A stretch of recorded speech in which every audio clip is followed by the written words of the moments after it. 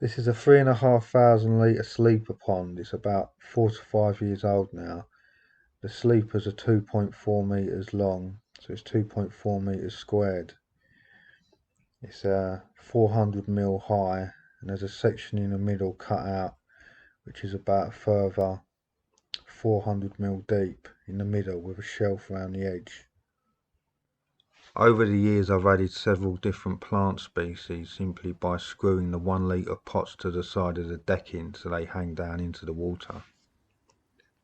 Each passing year they seem to do better and better. The fish seem to absolutely love this jungle-like environment. They're always rooting around in the Canadian pondweed.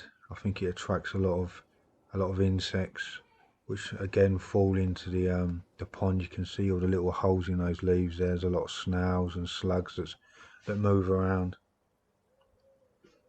It's July now and some of the plants have reached over a metre tall. These ones at the back here with the purple flowers, I mean they're about 1.5 metres tall now.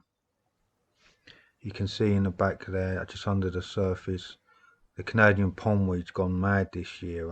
It's getting to the stage I may have to take some of it out, but again, the fish absolutely love it. The fish seem to love rooting around in it, and it's a haven for the young ones as well. I mean, as you know, goldfish breed like rabbits. I only had, I think, 4 in there a year or two ago, and there's large numbers of them now.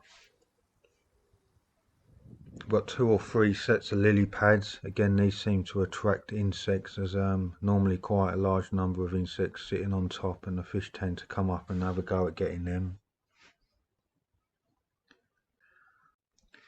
There are around 8 koi in here and about 20 goldfish now, so it is overstocked for the size of the pond. I do keep a close eye on the water quality, and touch wood, I've never had any issues. I mean, the sheer amount of plant life in there does seem to be a bit of a buffer. It does help greatly. I didn't start with this amount of fish. It's the breeding that's got me to this stage. I do have a family member though who had issues with a heron, and they've currently got no goldfish in their pond, so I will be taking out all the goldfish and moving them over there, and it will be just dedicated to the remaining koi. There are 3 air stones on the go in this pond. As you can see at the back there under the log, there's one up behind a bed of Canadian pondweed. You can just see it there in the background. This is an underwater shot. I have had issues with herons coming down, but they only seem to have managed to get a few of the goldfish. I mean, as you can see, there's a lot of areas for them to hide. But the fish do, I mean, they absolutely love rooting around in this Canadian pondweed. They sometimes come, even sit on top of it, trying to get at insects completely out of the water.